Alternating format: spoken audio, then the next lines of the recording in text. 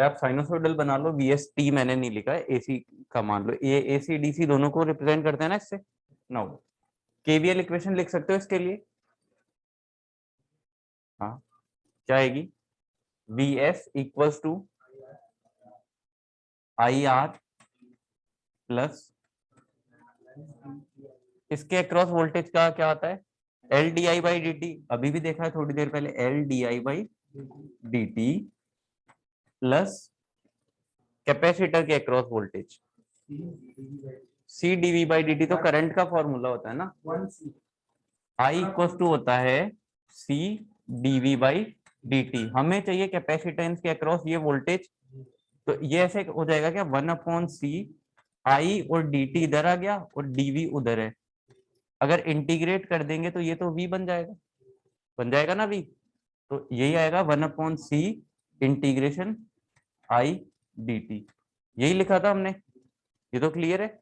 Now तो इस ये वाली वोल्टेज आ गई ना निकालनी, ऐसे ही करंट अगर निकालनी हो इंडक्टर के अक्रॉस निकाल सकते हो, ठीक है।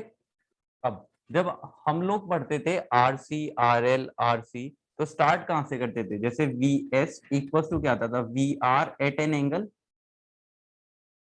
0, ठीक है, VL एट एन एंगल 90 या -90,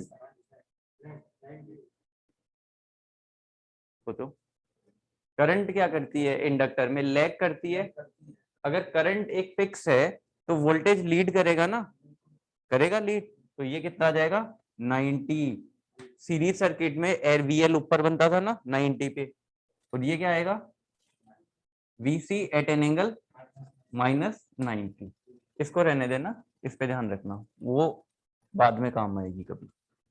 नाउ ऐसा ही आएगा VS, इसको आप कैसे लिखते हो, फेजर बना सकते हो, चलो फेजर, फेजर कैसे बनाओगे, रेफरेंस किसको लोगे, करंट को, भूल रहे हो, सीरीज सर्किट में करंट सेम होता है इसलिए रेफरेंस हम करंट को लेते हैं, याद है या नहीं है, RL RC और RLC तीनों पढ़े थे, उसमें रेफरेंस फेजर में करंट को रेफरेंस लिया था ना, क्योंकि करंट तीनों में सेम जा रही है ना, आई करंट यहाँ से, क्लियर है या नहीं है। नो, तीन वोल्टेज है, एक VR है, VL है और VC है, तीन वोल्टेजेस है, VR कहाँ है का, यही होगा, दिस इज VR, ये क्लियर है। नाउ VL कहाँ है का 90 डिग्री, मींस ऐसे भी समझ सकते हो कि जो इंडक्टर वोल्टेज है वो करंट, मतलब करंट क्या करती है इंडक्टर में, लैग करती है, तो वोल्टेज क्या करेगा, लीड करेगा, तो करंट से लीड कर रहा है, जैसे देख लो कि अगर वोल्टेज को रेफरेंस मानोगे तो करंट पीछे है ना इससे। नाउ VC कहाँ आएगा -90 पे, इसमें किसी को डाउट है अभी यहां तक तो बताओ। दो केस हमने पढ़ रखे हैं ऑलरेडी, या तो VL बड़ा हो जाएगा या VC बड़ा हो जाएगा, उसकी हमने कैलकुलेशन कर ली थी। एक केस हमने वहां सिर्फ लिखा ही था, पढ़ा नहीं था, वो केस क्या था कि अगर ये दोनों मैग्नीट्यूड में इक्वल हो जाएं, दोनों मैग्नीट्यूड में इक्वल हो सकते हैं ना, तो उस केस में क्या होगा, जैसे इसको आप ऐसे भी तो लिख सकते हो कि VS equals to VR plus J, क्या लिखूं, VC, लिख सकते हो या नहीं लिख सकते, अगर ये दोनों मैग्नीट्यूड में इक्वल हो जाएंगे तो दोनों आपस में कैंसिल आउट कर लेंगे, VL माइनस VC, यही करते थे हम, अब दोनों कैंसिल आउट कर लेंगे तो नेट रिजल्टेंट वोल्टेज कहाँ आएगा, ये जो VR होगा यही होगा, क्योंकि इधर देख लो ये दोनों आपस में कैंसिल आउट कर लेंगे सेम मैग्नीट्यूड होते ही, VL और VC दोनों कैंसिल आउट कर लेंगे, ओनली VR बचेगा, तो जो नेट वोल्टेज होगा वो यही होगा, V इक्वल टू VR, अगर दोनों VL और VC इक्वल हो जाएं, तो यही जो कंडीशन बनती है यही रेजोनेंस की कंडीशन बनती है, इसे ही रेजोनेंस बोलते हैं। अगर मान लो इन दोनों के मैग्नीट्यूड सेम हो गए वोल्टेज के, तो आपका इस टाइम पे सर्किट, ये जो वोल्टेज है वो क्या कर रहा है, मतलब लैग कर रहा है, लीड कर रहा है, या क्या हो रहा है, पूरा ओवरऑल सर्किट ओवरऑल सर्किट इस टोटल वी से देखते हैं ना, वी या वी एस बोल लो, टोटल वोल्टेज वी एस। तो क्या कर रहा है, लीड कर रहा है, लैग कर रहा है, या इन फेज है?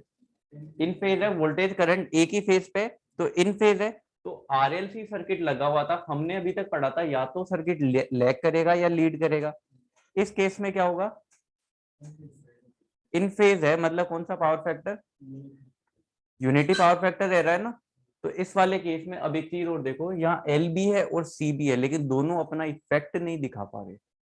रीजन क्या है, दोनों आपस में एक दूसरे को कैंसिल आउट कर रहे हैं। क्लियर है? तो ये दोनों आपस में एक दूसरे को कैंसिल आउट कर रहे हैं। अब एक बार ऐसे सोचो, जैसे मान लो कि वी आर की वोल्टेज है मान लो 10 वोल्ट, लेकिन वी एल की वैल्यू थी 500 वोल्ट, इसकी 500 थी, ये भी 500 आया, तो नेट वोल्टेज वी एस का कितना होगा? वी आर की वैल्यू थी आपकी मान लो 10 वोल्ट, ठीक है, इसकी थी 500, इसकी भी 500, तो नेट कितना आएगा? 10 ही आएगा। मतलब दोनों चाहे वैल्यू तो ज्यादा ले रखे हैं, लेकिन सर्किट में अपना कोई इफेक्ट नहीं दिखा पा रहे। तो क्लियर है, ऐसा केस जब बनता है उसको वोल्टेज मैग्निफिकेशन बोलेंगे। वो एक आगे एक बार और पॉइंट आएगा, उसमें देख लेंगे। लेकिन ये चाहे वैल्यू कितनी भी हो, सर्किट सिर्फ रेजिस्टेंस की तरह ही बिहेव करेगा, ये दोनों अपना कोई इफेक्ट नहीं दिखा पाएंगे, ना वोल्टेज पे, ना कोई करंट पे, ना कोई वोल्टेज के मैग्नीट्यूड पे, मतलब किसी भी चीज पे। ये क्लियर है? ये V S equal to V R ये वाले इसकी वजह से आ जाता है, ठीक है। नाउ अब ये बताओ कि ये दोनों इक्वल कब होंगे, कैसे होगा? ये तो पता है ना कि अगर वी एल इक्वल हो जाता है वी सी के,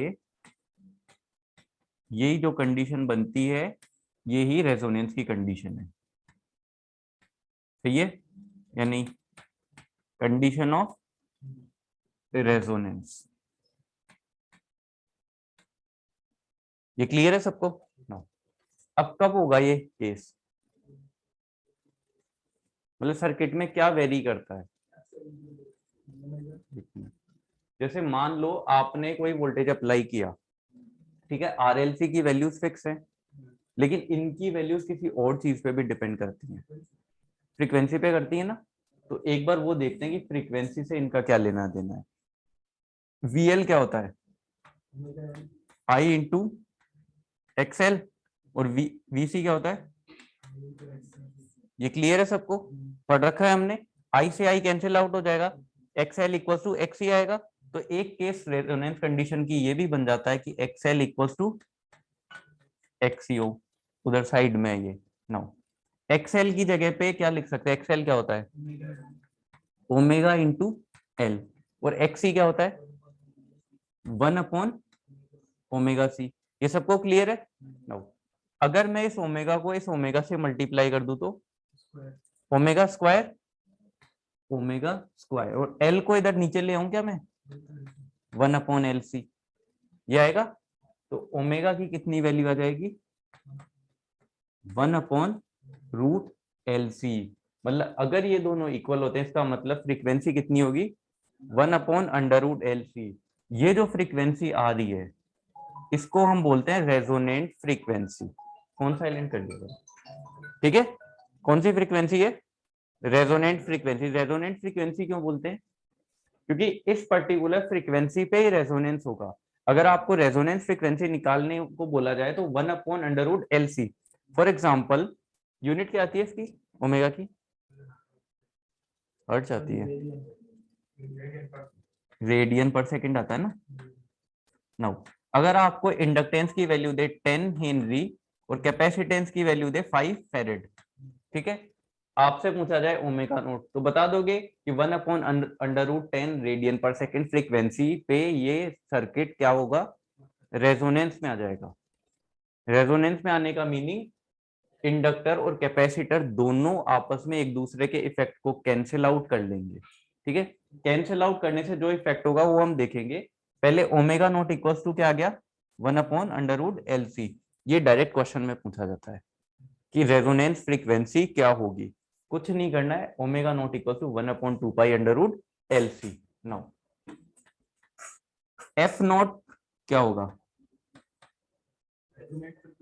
ये क्या है?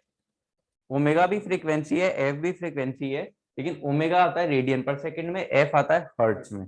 तो इनका एक कन्वर्जन बताया था मैंने, जब एसी एनालिसिस स्टार्ट हुई थी उसी टाइम पहले पेज पे ही होगा। Omega equal to 2 pi F होता है ना, तो F equal to omega upon 2 pi, तो जो वैल्यू है उसको मैं 2 पाई से डिवाइड कर दूं। ये भी तो पढ़ा होगा आपने कभी, 1/2 pi under root L C. Clear है? ये आएगी हर्ट्ज में। जैसे आपने 10 और 5 आ गया, गलती कहाँ करते हैं जो बच्चे, 10 है 5 है, आपका आंसर आ रहा है 1/√50। ठीक है, ये 1/7 के समथिंग जो भी आएगा वो मान लो। अब आपने वहां पॉइंट्स में आंसर है 1/7 करके देखा, लेकिन वहां ऑप्शन ही नहीं है, या मान लो एक ऑप्शन था। अब वहां आपको यूनिट भी देखनी है, अगर यूनिट ऑप्शन में हर्ट्ज है, ऑप्शन 4 आएंगे, ऑप्शन में हर्ट्ज यूनिट है, तो कौन सा फॉर्मूला काम में लोगे? ये वाला मत लेके कर लेना, गलती से अगर उसने ऑप्शन दे दिया आप सही करके आओगे लेकिन वो नेगेटिव और होगा। क्लियर है ना? अगर रेडियन पर सेकंड होगा ये वाला फॉर्मूला लगाना, हर्ट्ज होगा ये वाला लगाना, कुछ नहीं है, 1/√LC। ठीक है, ओमेगा नोट, ओमेगा की वैल्यू होती है 2 पाई एफ। ठीक है, तो ये कौन सी ओमेगा नोट क्या हुआ? Resonant frequency. नहीं, ये तो मैंने लिखा रखा है omega naught equal to 2 pi F. ठीक है, ऐसे एक जगह पे ही याद रखा करो उसको। हम लोग वो नेता नहीं है कि जो जोर से बोले उसी बात की वैल्यू है, हम सारी बातें इक्वल वैल्यू से बोलते हैं। तो ऐसा मत सोचना कि जो बात ज्यादा जोर से बोली जाए वही एग्जाम में आएगी। सारी इक्वल है तो वहां पे भी लिखा है तो वो भी इंपॉर्टेंस रखता है। ठीक है, रेजोनेंट फ्रीक्वेंसी। प्रोफेशनल बनोगे तो आपको ये भी सिखाया जाएगा, मतलब कहीं तालियां वालियां नहीं बजानी होती, तो ये हर एक बात की, हर एक इंसान की वैल्यू सेम होती है, वो ऐसे नहीं करना होता, बस नेता लोगों में थोड़ा अलग केस है। ये क्लियर है? तो रेजोनेंस कहाँ होगा, किस फ्रीक्वेंसी पे होगा? इस पे 1/√LC। कुछ याद रखने की जरूरत नहीं है, बस ये दोनों इक्वल हो जाएंगी, ये रेजोनेंस की कंडीशन है, ये दोनों कंडीशन ऑफ रेजोनेंस, ये दोनों आपस में। इसको चाहे मत लिखना, देखो ये वाला जो है ना, लिखा है क्या? हाँ, कोई दिक्कत नहीं, ये मत लिखना, मिटा दूं क्या? पढ़ा रहने देते हैं, बस साइड में कर देता हूँ मैं इसको। ये कन्वर्जन का दिखाने के लिए लिखा है, ठीक है, ये आगे काम में लेंगे हम। ये एक बार बना, फिर थोड़ी सी थ्योरी लिखेंगे।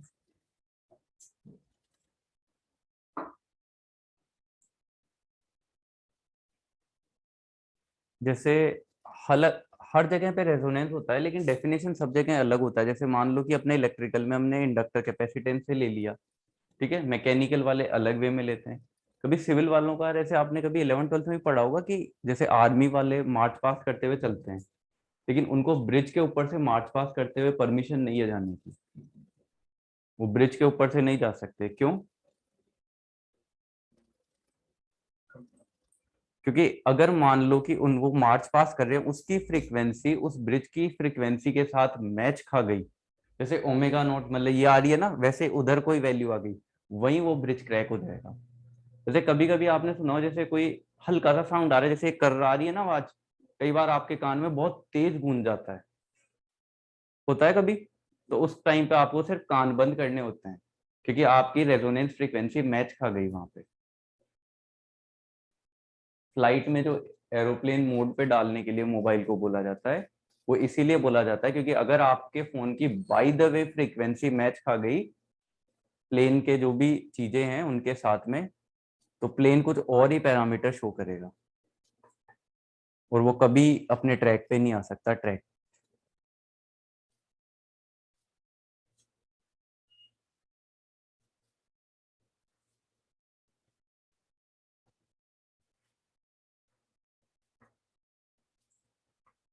ये अगर ओवरऑल वी भी लिखना चाहोगे कोई प्रॉब्लम नहीं है, इधर ये V S equal to V R लिख लेना, या तो इधर लिख लो कि v equal to V R. ठीक है, एक ही लाइन में चलाना है, v equal to V R, V S लिख लो, v लिख लो, एक ही बात है। मतलब ऐसे तो नहीं बोलोगे ना किसी बुक में वी एस मिल गया या किसी में v मिल गया, अलग अलग है, एक ही है।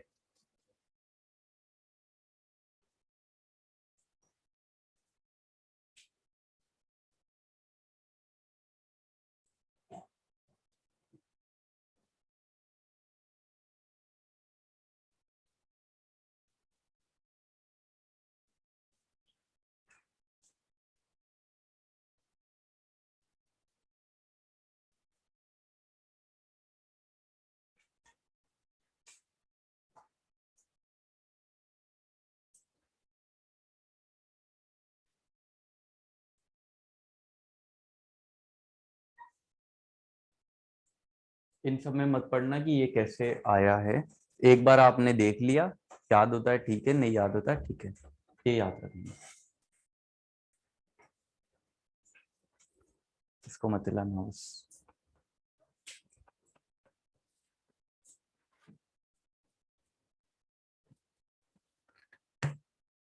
इसमें कोई डाउट है तो पूछ सकते हो।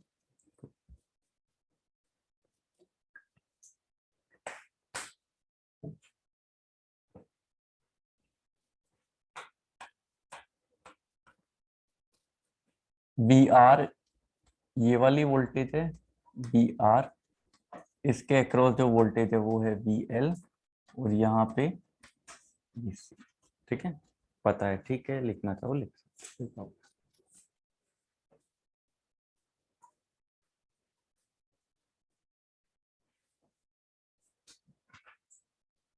ये याद रखना, यहाँ पे आप C D V by D T मत लिख देना, 1/c integration I D T, ठीक है।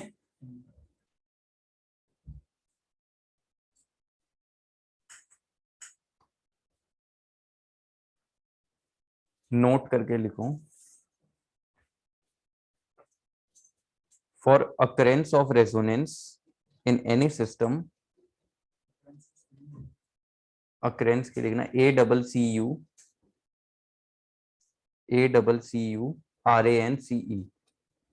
for occurrence of resonance, for occurrence of resonance कितनी एनर्जी रिक्वायर्ड है, रेजोनेंस को होने के लिए कितनी एनर्जी की रिक्वायरमेंट है, 2 एनर्जी एलिमेंट। स्टोरेज एलिमेंट कौन कौन से है, एक तो आपका हो गया इंडक्टर, एक है कैपेसिटर, ये दोनों storage element, resistance storage element नहीं है, तो ये एनर्जी स्टोर करते हैं, एल और सी दोनों स्टोरेज एलिमेंट है।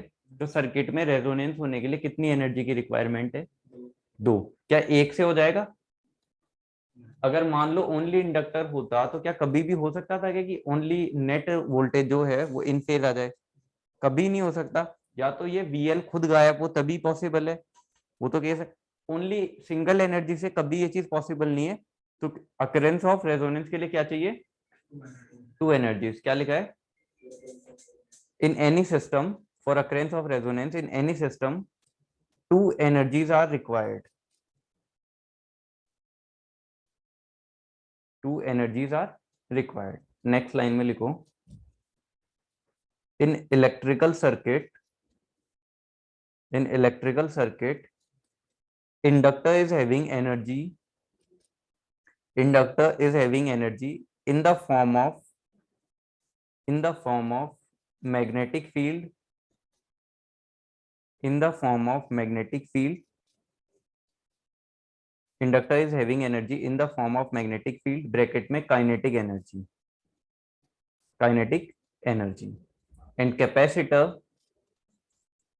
and capacitor is having energy in the form of, क्या आएगा, capacitor is having energy in the form of electric field, electric field, bracket में पोटेंशियल एनर्जी, ठीक है। फुल स्टॉप लगा के इसी लाइन में लिखना, when these two energies,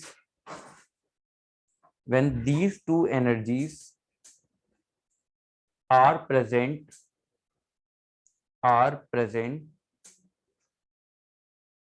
at particular frequency, at particular frequency, wide variation, WIDE, wide, at particular frequency wide variations are present, are present in the circuit, are present in the circuit, that corresponding instant, that corresponding instant is called as resonance, that corresponding instant, मतलब frequency अगर आप very करवा रहे तो एक instant आएगा ना जिसपे दोनों एनर्जीज इक्वल हो रही हैं, is called as resonance. Next line, मतलब थर्ड पॉइंट, थोड़ा गैप बना के लिखा करो, ऐसे ज्यादा बड़ा नहीं लगे, ठीक। The circuit is said to be resonance, the circuit is said to be resonance when source current resonance, the circuit is said to be resonance when source current is in phase with source voltage,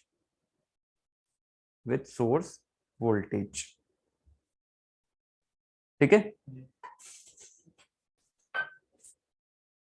resonance, इसके नीचे heading नहीं डाली है, series resonance heading डाल देना, जगह है क्या? सीरीज रेजोनेंस मतलब सीरीज सर्किट है ना, सीरीज रेजोनेंस। नाउ क्या क्या वेरिएशन आएंगे, हमने देखा कि वाइड वेरिएशन आएंगे, क्या क्या वेरिएशन आएगा बताओ भाई। Z क्या होता है सीरीज सर्किट के लिए, कैसे लिखा है हमने, R plus J XL minus XC, ये लिखा था। कैपेसिटर सीरीज में ये वाला नेगेटिव में आता था। नो, अब ये बताओ कि रेजोनेंस हो रहा है, हम वो वाले कंडीशन नहीं डिस्कस कर रहे हैं सारे, तो XL किसके इक्वल होगा, XC, क्या ये क्लियर है? तो Z क्या आएगा, R आ जाएगा। यहां लिखूं क्या साइड में कि XL इक्वल्स टू XC, ये दोनों आपस में कैंसिल आउट कर लेंगे, Z क्या आ गया R। अब मेरे को ये बताओ कि ये जो है Z की मिनिमम वैल्यू है, मैक्सिमम वैल्यू है या बीच की वैल्यू है? Z की वैल्यू आपको R मिली है, तो जो Z की इम्पीडेंस की वैल्यू है ये बीच की वैल्यू है या मिनिमम वैल्यू है, मैक्सिमम वैल्यू? मैक्सिमम। Z आता है आपका under root of R square plus XL minus XC का स्क्वायर, क्लियर है। अगर ये दोनों जीरो नहीं होते तो इनकी कुछ वैल्यू आती है, वो R में ऐड होती है हमेशा, देन आपको Z मिलता है। तो हमेशा R से तो आपको ज्यादा ही मिलता है।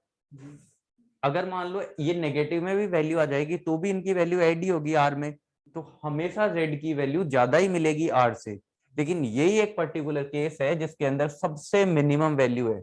सबसे मिनिमम वैल्यू Z की क्या हो सकती है, जब ये जीरो हो जाए तो ओनली R। तो Z की ये सबसे मिनिमम वैल्यू है या नहीं है ना? तो इस वैल्यू को क्या बोलेंगे, Z मिनिमम, MIN, क्लियर है।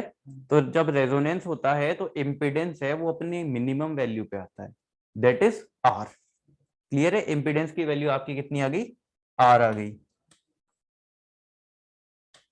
नो, और क्या क्या चेंज आएंगे सर्किट में?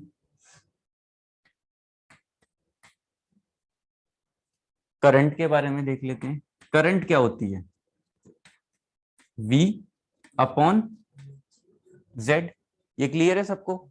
Z की अगर मान लो मिनिमम वैल्यू है, V तो सेम है, वोल्टेज में हमने कोई चेंज नहीं किया, अप्लाइड वोल्टेज में जैसे मान लो नॉर्मल था उतना ही है। Z की मिनिमम वैल्यू आ रही है, ये क्लियर है। अगर Z मिनिमम आ रहा है, सबसे कम है Z की वैल्यू, तो जो करंट है वो आपको क्या मिलेगी, मैक्सिमम मिलेगी। आप इसकी वैल्यू को कम से कम जब पुट करोगे तो सबसे ज्यादा मिलेगा। तो जब रेजोनेंस की कंडीशन आएगी तो उस टाइम पे सर्किट में जो करंट है वो क्या होगा, मैक्सिमम। तो जैसे मान लो आपको बोला गया RLC सीरीज नेटवर्क है, ठीक है, उसके अंदर करंट की वैल्यू मैक्सिमम है, तो वो क्या बोलना चाह रहा है कि सर्किट रेजोनेंस कंडीशन में है। तो उल्टा घुमाकर भी पूछेगा तो समझ जाओगे। अगर Z की मिनिमम वैल्यू R होगी, RLC नेटवर्क उसने बोल दिया और बोला है कि Z मिनिमम है, तो समझ जाना बिना रेजोनेंस के ऐसा पॉसिबल ही नहीं है। क्या ये भी लिखा था ना, under root R square plus under root XL, मतलब XL प्लस XC का होल स्क्वायर। तो XL माइनस XC का कुछ अगर वैल्यू आ गई तो Z की वैल्यू थोड़ी तो ज्यादा होगी, मिनिमम पे तो वो जा ही नहीं सकता, तो मिनिमम पे सिर्फ रेजोनेंस में आएगा। और रेजोनेंस कंडीशन पे ही करंट आपकी मैक्सिमम मिलेगी। ये क्लियर है? नाउ और क्या क्या चेंज आएंगे बताओ। हम्म, और कोई? फ्रीक्वेंसी, फ्रीक्वेंसी का क्या?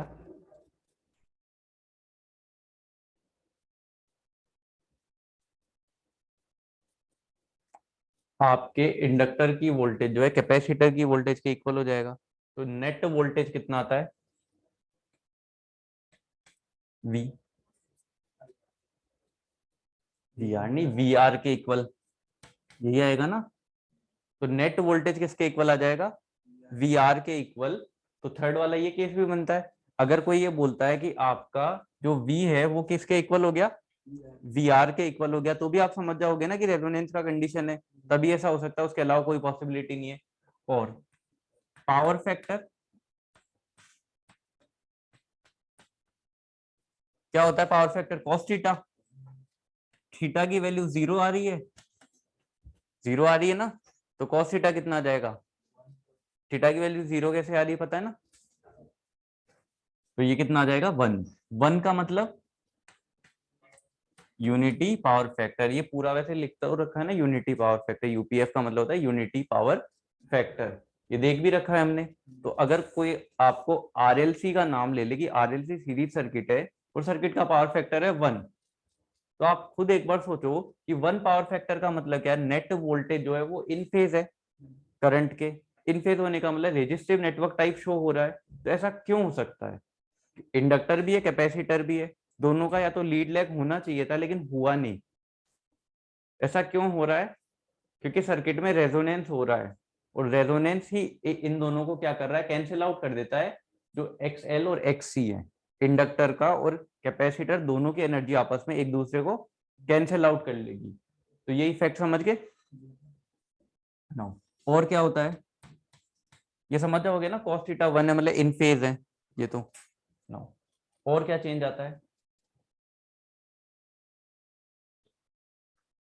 ये बताओ मेरे को। नेट रिएक्टिव पावर कितनी होगी?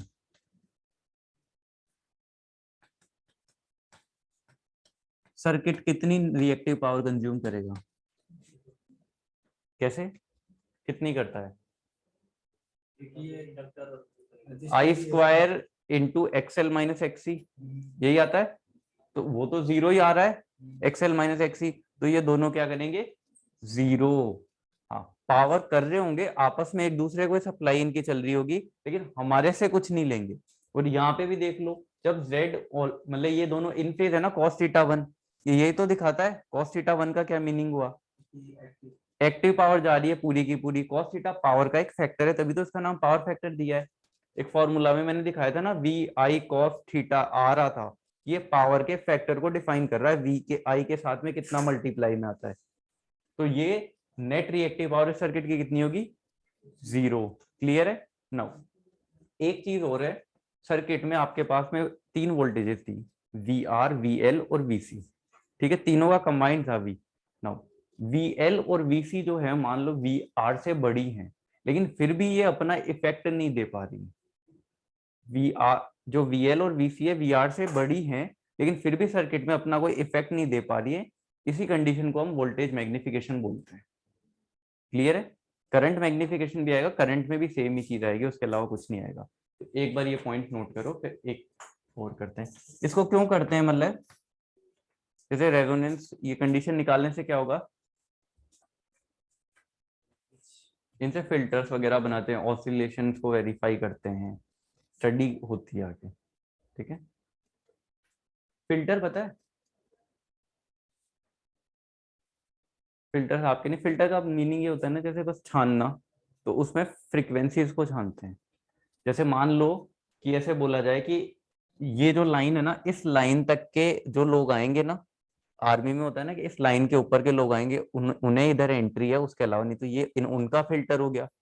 चाय को छलनी से छानते हैं, वो हमारा वो अलग फिल्टर हो गया। तो उसी तरीके से फ्रीक्वेंसी को भी नापते हैं, मतलब वो चेंज करते हैं कि इस वाली फ्रीक्वेंसी को अलाउ करेंगे, इसको नहीं करेंगे, वो अलग फिल्टर है।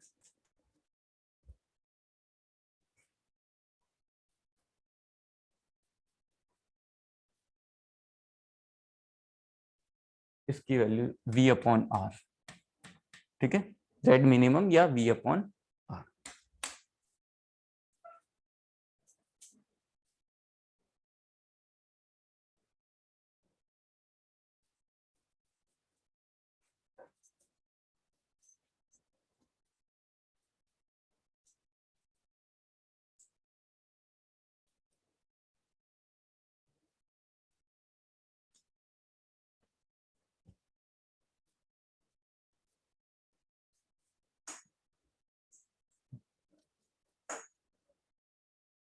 आपके ग्राफ थ्योरी नहीं है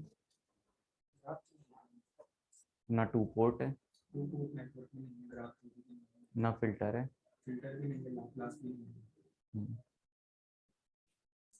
एक मैग्नेटिक सर्किट है।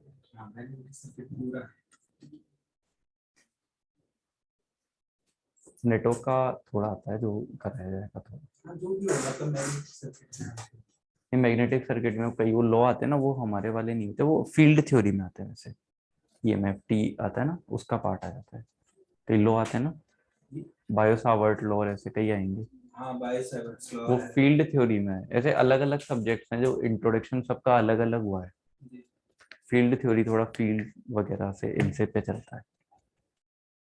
जैसे जब भी आप काम करने जाओगे, ऐसा नहीं होता है कि सारे एक ही काम करता है। जैसे आपने उसका नाम सुना है, भेल? भेल, भेल, BHEL। खाने वाली भी। क्या होता है भेल? Well machine. अच्छा, BHEL। ठीक है, ठीक है। क्या करता है भेल? ये कंपोनेंट्स बनाता है। हम्म? कंपो- वो कंपोनेंट नहीं होते, कंपोनेंट छोटे होते हैं। मतलब इंस्ट्रूमेंट बनाता है, यंत्र बनाता है। फुल फॉर्म क्या है भेल की? भारत हेवी इलेक्ट्रिकल लिमिटेड, भेल। PSU है आपका बहुत बड़ा है, टेक्निकल बात चल रही। मेहनत तो खैर मुझे पता है, ठीक है, अब दिमाग में आता है इलेक्ट्रिकल PSU है। अब ये बनाता है आपके जनरेटर्स, सिंक्रोनस जनरेटर जो आता है। सबसे बड़ी मशीन वर्ल्ड की कोई है, दैट इज सिंक्रोनस जनरेटर। ठीक है, आप अकेले उसमें से जो कोर आती है ना, उसमें से निकल सकते हो। इससे भी बड़ा आ जाता है, अगर और भी बड़े बनते हैं इससे भी। मतलब समझ रहे हो, जैसे दो चीजें पड़ी होंगी ना आपने, जैसे एक स्टेटर हो गया, एक बीच में रोटर आ गया। तो उसका अगर स्टेटर रखा हुआ हो तो आप हाथ भी करोगे ना अंदर जाके तो टच नहीं होगा। तो ये सबसे बिगेस्ट मशीन आती है तो इलेक्ट्रिकल की, जनरेटर मोटर, ये मशीन में यही आता है। तो ये बनाते हैं जनरेटर्स। सबसे ज्यादा पॉपुलर सिंक्रोनस जनरेटर किसके लिए काम में लेते हैं? जनरेशन में। ठीक है, तो इसमें इलेक्ट्रिकल का कितना वर्क है?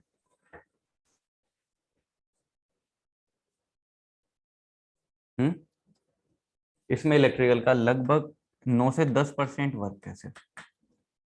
है चाहे इलेक्ट्रिकल की कंपनी, और इलेक्ट्रिकल का वर्क आता है जब ये पूरा जनरेटर बन जाता है, उसके बाद सिर्फ टेस्टिंग के अंदर, उसके अलावा कोई वर्क नहीं आता। टेस्टिंग के अंदर इसको काम में लेते हैं। जैसे बाकी कौन सा काम आया, अगर आपको मटेरियल चाहिए कि कोर में चाहिए, वाइंडिंग ऐसी चाहिए, वो मटेरियल साइंस वाले देंगे आपको मटेरियल बना के। ठीक है, अगर आपको उसको जोड़ना है, वो मैकेनिकल वाले जोड़ कर देंगे, करके देंगे। जैसे पावर एनर्जीज हैं, थर्मल है, आपने मैकेनिकल वाले थर्मल केयर इनके बारे में पढ़ते हैं पूरा, जैसे थर्मल इलेक्ट्रिसिटी बनती है। तो हमारा काम होता है जब जनरेटर घूमता है उसके बाद का, हम थोड़ा बहुत बेसिक ही उनका पढ़ते हैं। बाकी डिटेलिंग के अंदर पावर प्लांट के बारे में तो वो लोग पढ़ते हैं। मैकेनिकल एनर्जी को इलेक्ट्रिकल एनर्जी में कन्वर्ट करते हैं ना, तो मैकेनिकल एनर्जी को आप तक वही लोग लाएंगे। तो हमारा जो काम होगा वो आता है सिर्फ टेस्टिंग का, कि ये सब कुछ फिक्स है, वाइंडिंग इतने टर्न देने हैं। आपको पता है मोटर की वाइंडिंग एक बाहर बैठा हुआ मैकेनिक भी कर देता है, कर लेता है। तो उसमें फिर इंजीनियर में क्या डिफरेंस हुआ? क्योंकि उसको ये नहीं पता है कि अगर मैं एक वायर कम कर दूंगा या 10 वायर और एक्स्ट्रा बढ़ा दूंगा या एक स्लॉट और बढ़ा दूंगा तो क्या होगा, वो इंजीनियर को पता है। तो वो डिसाइड देके वो एक उनको डेटा दिया जाता है। अब वो तो आप किसी को भी आप बताओगे कि अपन ऐसे ऐसे बांधना है, हर कोई सीख जाएगा, बच्चा भी। लेकिन मेन होता है ये वाले। तो हमारा काम क्या है कि पहले ये देखना कि हम काम कहाँ जाकर करेंगे। आप कहीं भी चाहे जॉब करोगे ना, सबका एक अलग अलग काम होता है। जैसे मटेरियल फील्ड थ्योरी आ गया, तो उसका सब्जेक्ट का अलग यूज आता है। तो जो भी जिस फील्ड का होता है ना, वो लोग काम में देते हैं। जैसे आप बड़ी में जाओगे तो आप इलेक्ट्रिकल के अपन बड़े डिवाइसों में डील करेंगे, ये डायोड वगैरह हैं ये बने बनाए आपको मिलेंगे, ये बेसिक इलेक्ट्रॉनिक जो इलेक्ट्रॉनिक्स वाले लोग हैं ये उनको बना कर देंगे कंपोनेंट्स को, ठीक है। उसी तरीके से सब्जेक्ट्स का भी होता है कि अलग अलग जगहों से आई है। जैसे थोड़ा मैंने इंडक्टर वाला जो पार्ट लिया था उसमें थोड़ा सा ट्रांसफार्मर का उनका भी था, मशीन का भी पार्ट था हल्का सा, तो पूरा अपन ने डिटेल में नहीं देखा पहले। ये नोट हो गया क्या? इसके बाद एक ये 6 पॉइंट में लिख लो, voltage across inductor, voltage across inductor और voltage across capacitor, greater than source voltage. Voltage across inductor और voltage across capacitor greater than source voltage,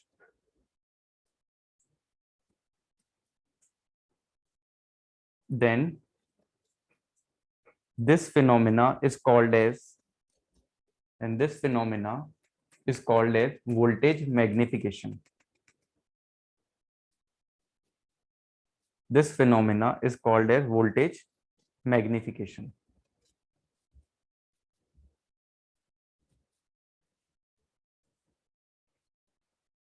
VR और V तो सेम ही है ना, तो जितना जैसे मान लो कि इंडक्टर के अक्रॉस कैपेसिटर के अक्रॉस वोल्टेज तो चाहे ज्यादा था सोर्स वोल्टेज से भी, लेकिन वो अपना कोई इफेक्ट नहीं दे पाते, तो इस पर्टिकुलर जो केस आता है इसको क्या बोलते हैं?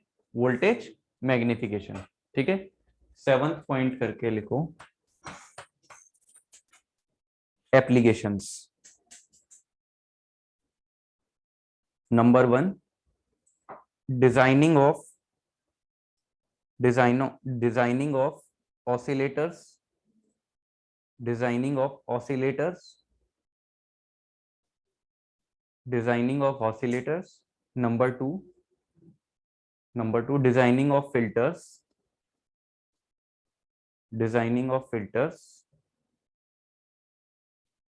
Number 3, tuning circuit. TUNING। Electronics के अंदर चीजें काम में आएंगी, ट्यूनिंग सर्किट वगैरह, नाम तो सुने होंगे थोड़े बहुत। और 4th लिख दो, इंडक्शन हीटिंग।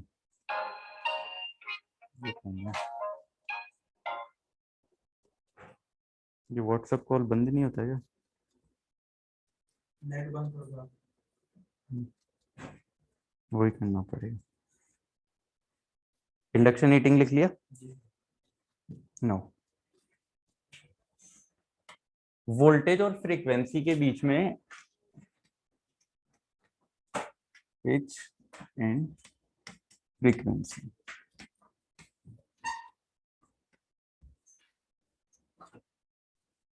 एक्चुअल में कैपेसिटर वोल्टेज और इंडक्टर वोल्टेज के बारे में ही है, तो उनके बीच में उनका ग्राफ कैसे आता है।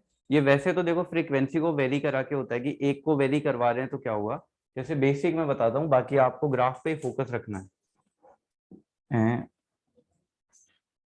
एक्सएल की वैल्यू क्या हो रही है? एक्सी के इक्वल हो रही है, तो आपका एक आर है इसके अंदर, जेड क्या हो गया? एक सेकंड देखो,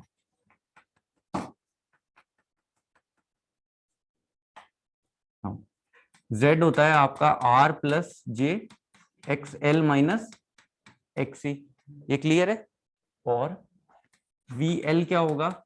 I इंटू एक्सएल। VC क्या होगा? I इंटू एक्सी, यही है। XL क्या होता है? ओमेगा इंटू एल, यही होता है। और XC क्या होता है? 1/ओमेगा C, क्लियर है। नो, अगर मैं ओमेगा की वैल्यू 0 लेता हूं, ठीक है, फ्रीक्वेंसी की वैल्यू 0, एफ ले लो चाहे आप, ठीक है, या ओमेगा ले लो, बात एक ही है ना। ओमेगा इक्वल्स टू क्या होता है? 2πf ही तो होता है, तो वो तो यूनिट्स पे डिपेंड करता है, बाकी W और F एक ही चीज है, ठीक है। चाहे W भी मिल जाएगा आपको बुक्स में, F भी मिल जाएगा, मैं W लेके चल रहा हूँ, W इक्वल्स टू 0। अगर फ्रीक्वेंसी 0 लोगे तो एक्सएल क्या आएगा, 0 आएगा। एक्सएल सबको पता है 0 आ गया। एक्सी इनफाइनाइट, जेड क्या आएगा,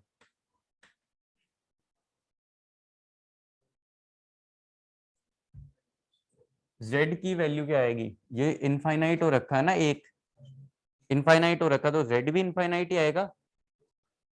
under root of R square plus XL minus XC का स्क्वायर ही तो होता है, तो एक्सी अगर मैक्सिमम जा रहा है तो ये भी ओवरऑल इनफाइनाइट ही हो जाएगा। इनफाइनाइट, तो इनफाइनाइट है तो करंट कितनी जाएगी सर्किट में, 0। करंट तो कुछ जाएगी ही नहीं ना, तो वी एल कितना आएगा, आई इंटू एक्सएल होता है 0। तो जो इंडक्टर के अक्रॉस में वोल्टेज है वो कितना आएगा, 0। जैसे ये वाला इंडक्टर ले लो, क्लियर है, अगर 0 फ्रीक्वेंसी है तो इसके अक्रॉस वोल्टेज कितना आएगा, 0।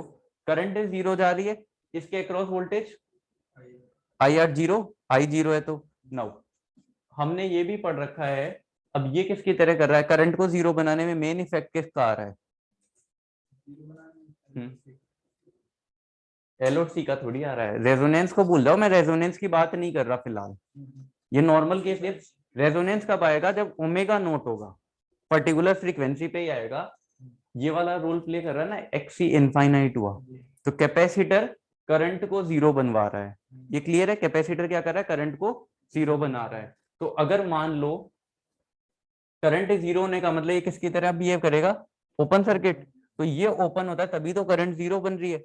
इसके अक्रॉस वोल्टेज 0 है, इसके अक्रॉस 0 है, तो इसके अक्रॉस कितना वोल्टेज आएगा, वो आई इंटू एक्सी से नहीं करेंगे, अब केवीएल सेटिस्फाई होगा।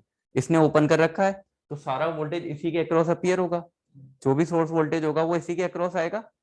तो या तो वीएस दिया हुआ हो सकता है, मतलब या पेपर में वी दिया हुआ हो सकता है, यही होगा। तो कैपेसिटर वोल्टेज कितना आएगा, वी, जो सोर्स वोल्टेज है वी या वी एस। ठीक है, ये बताना एक बार क्लियर है या नहीं, क्लियर है। तो इस तरीके से फ्रीक्वेंसीज को वेरी करवाएंगे। जैसे अब बढ़ा बढ़ा के देखेंगे, जब बढ़ाएंगे तो एक्सएल की वैल्यू बढ़ेगी ओमेगा इंटू एल, और एक्सी की घटेगी। तो उस हिसाब से हम वोल्टेज वर्सेस फ्रीक्वेंसी का ग्राफ प्लॉट करेंगे। ठीक है, नाउ मैं डायरेक्ट प्लॉट कर दूं या एक एक पॉइंट बताऊं कि ये वाली वैल्यू आ रही है, क्योंकि आपको उससे मीनिंग है। एक सेकंड में बता देता हूँ पहले। जैसे बी सी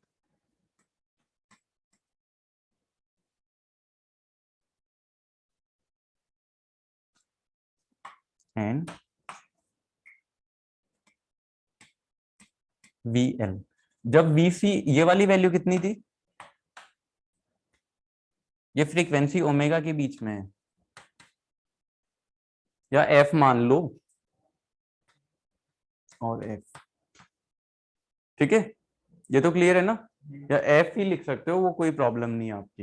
ये तो समझ जाओगे ना, यहाँ चाहे एफ ले लो या ओमेगा, इसको ऐसे भी तो लिखते हैं 2 पाई एफ एल, और इसको 1/2 पाई एफ सी, बोलो। तो यहाँ चाहे अब एफ लिख लो, बात तो एक ही है। तो किसी से भी निकाल लो, ओमेगा एल से निकालो या 2 पाई एफ एल से निकालो, बात सेम पड़ेगी। नो, ये वाली वैल्यू कितनी थी, वी एस, इसको व्हाइट पेन से लिख देता हूँ मैं, इस वाली वैल्यू को तो वी एस से।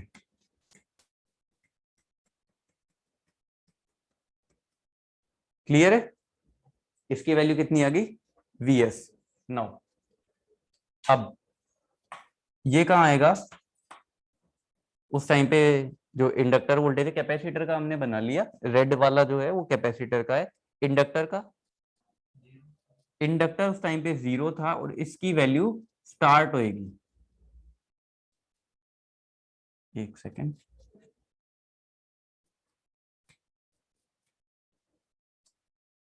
और ये इस तरीके से जाएगा।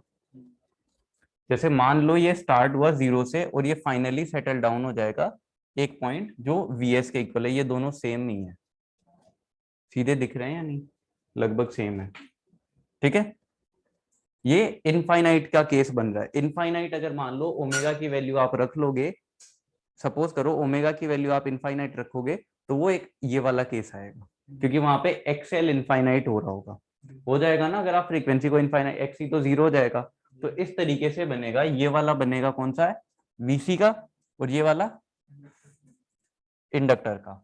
नाउ ये जो पॉइंट है ये क्या है,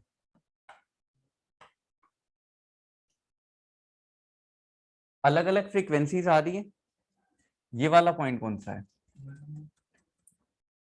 दोनों वोल्टेज वर्सेस फ्रीक्वेंसी वेरी हो रही है। जब दोनों वोल्टेजेस एक दूसरे के इक्वल हो जाती है जिस फ्रीक्वेंसी पे, उसे ही हम रेजोनेंस फ्रीक्वेंसी बोलते हैं। तो ये वाली कौन सी फ्रीक्वेंसी है, रेजोनेंस फ्रीक्वेंसी। तो इसको डिनोट कर दो आप एफ नॉट से।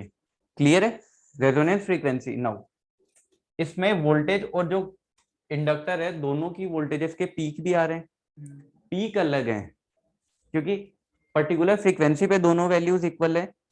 इधर में ये वाला आ रहा है, पीक इसका आ रहा है ना, कैपेसिटर वोल्टेज का पीक आ रहा है। तो पीक किसी एक अलग फ्रीक्वेंसी पे आएगा, पीक जो आएगा, अब मेरे को बताओ जो कैपेसिटर वोल्टेज है उसका पीक आएगा जो रेजोनेंस फ्रीक्वेंसी से कम है उसकी वैल्यू या ज्यादा है। जैसे ये वाला आ रहा है 60 हर्ट्ज पे आपके रेजोनेंस हो रहा है, तो जो एफ सी है वो छोटा होगा या बड़ा होगा, छोटा होगा ना, इधर कम है ना वैल्यूज, तो छोटी वैल्यू पे एफ नोट से पहले ही अपना पीक दे देगा। क्लियर है। और उसी तरीके से ये वाला एक है इंडक्टर, ये यहां कहीं पीक देगा, इसको नाम ले लेते हैं एफ एल, दे सकते हैं। जिस फ्रीक्वेंसी के ऊपर इंडक्टर मैक्सिमम वोल्टेज देगा that is F L. Clear है, एफ एल की वैल्यू एफ नोट से ज्यादा होगी। क्लियर है या नहीं है, no. इसमें एक लिख लो आप, एफ लिख लो अगर हमने यहाँ एफ लिखा है।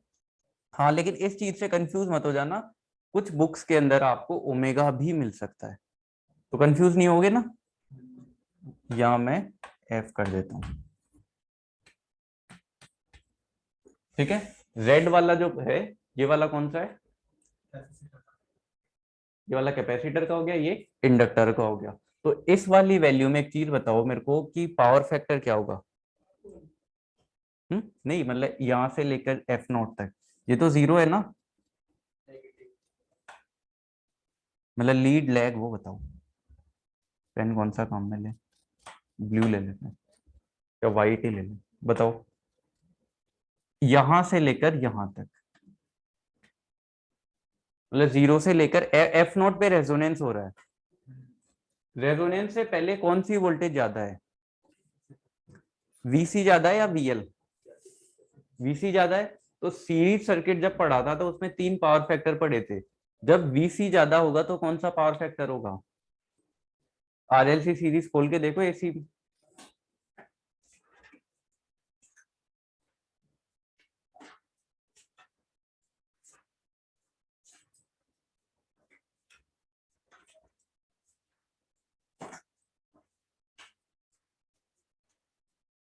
देखो आपके काम पे है, जैसे ये जो शेप है उसके बाद में ये वैल्यूज कौन कौन सी है, पावर फैक्टर कहाँ है।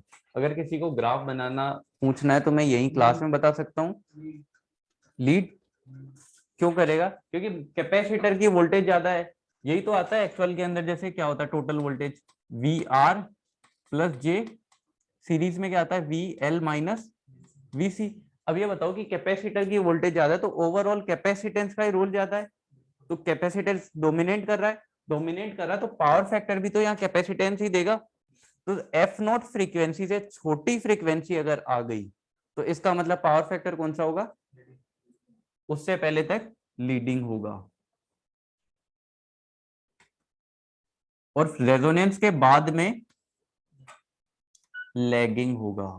मतलब रेजोनेंस फ्रीक्वेंसी से पहले कौन डोमिनेट करेगा, अगर आपने फ्रीक्वेंसी सर्किट में आप डिसाइड कर रहे हो, ठीक है।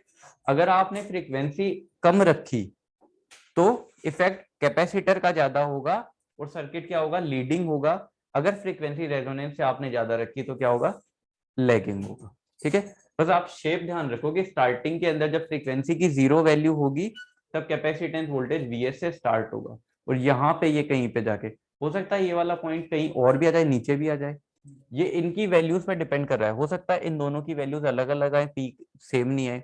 वो देखो अलग हो सकता है, ऐसा नहीं है कि ये दोनों सेम ही आएंगी, क्या है ये तो क्लियर है।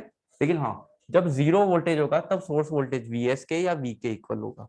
अगर आप सोर्स वोल्टेज VS लिख रहे हो तो यहाँ VS लिख लो, V लिख रहे हो तो V लिख लो। ये क्लियर है या नहीं है? नो। ये फ्रीक्वेंसी कौन सी है? FC।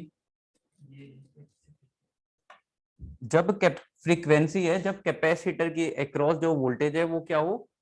पीक मैक्सिमम हो। तो वो फ्रीक्वेंसी अगर आपको निकालनी हो तो उसका क्या फॉर्मूला आएगा? 1/2 पाई ये तो हमने देखा ही है, इंटू √(1 - R²C/2L। ये कहीं देखा है क्या?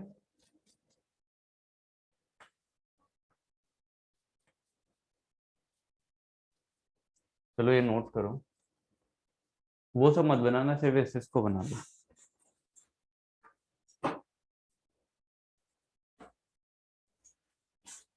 जो आपके काम का है ना मेन, जिससे क्वेश्चन बनेंगे वो ये है। ये जो पॉइंट्स आपने लिखे हैं ना इनको स्टार मार्क रखना, क्वेश्चन यही बनेगा। रेजोनेंस के केस में Z कितना होगा वो डायरेक्टली पूछेगा।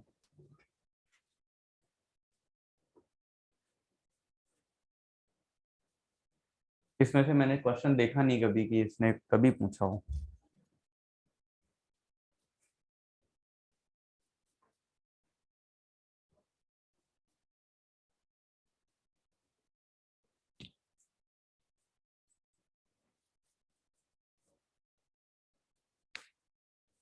दो पेन काम में ले लेना है अलग अलग। कई बार बुक्स में भी आपको ऐसे दो दो ग्राफ एक साथ मिलेंगे, दो दो के अलग अलग नाम आते हैं। अगर वो सेम पेन से होता है तो आपको पता नहीं चलेगा ये वाला कौन से का था और वो कौन से का था। चाहे आप ब्लू रेड से बना लो, ब्लू ब्लैक से बना लो, ग्रीन किसी से भी। और FL की जो वैल्यू आती है, अगर कभी निकलवाए, जो कि पॉसिबल नहीं है, ये आएगा √(,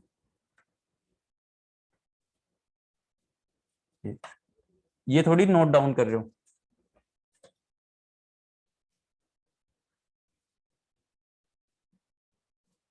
कितना जाएगा ये?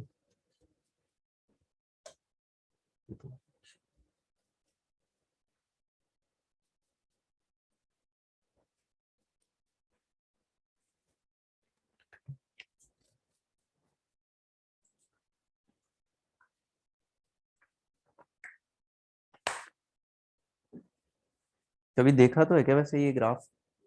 किसी अगर आपको बताना है तो मैं बताऊं, बोलो ये कैसे पूरी शेप कैसे आ रही है। मतलब फ्रीक्वेंसी को बढ़ा बढ़ा के एक एक पॉइंट पे, जैसे मैंने 0 के लिए बताया था ना, वो सारा एक एक के लिए चेक करते हैं। और अगर चाहो तो वो 0 के लिए जो लिखा था ना वो लिख भी सकते हो अगर आपकी इच्छा है।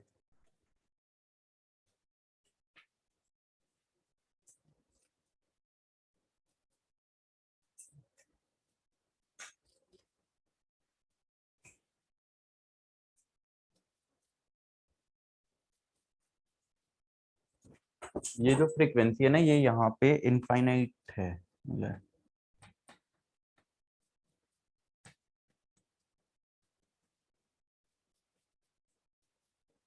ये 0 से स्टार्ट होती है। Voltage versus frequency.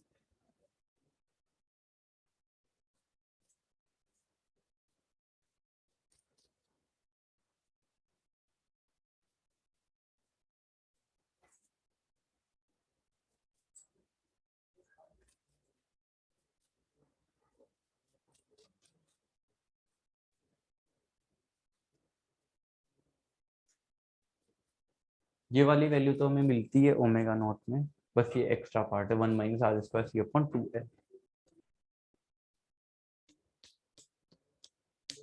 क्वेश्चन कैसे आएगा कि कैपेसिटर वोल्टेज का पीक मतलब मैक्सिमम वोल्टेज किस फ्रीक्वेंसी पे मिलेगा, देन ये फॉर्मूला काम में लेंगे। ठीक है। और एफ नॉट पता ही है हमें, 1/2 pi under root LC। Question जैसे मान लो कि कैपेसिटर के अक्रॉस मैक्सिमम वोल्टेज हमें किस फ्रीक्वेंसी पे मिल रहा है, और वहां 4 ऑप्शन वे, then use this formula FC।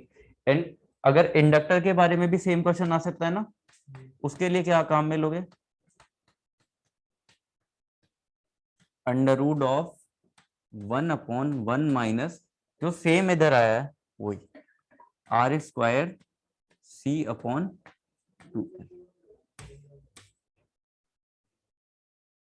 बस और कोई डिफरेंस नहीं है।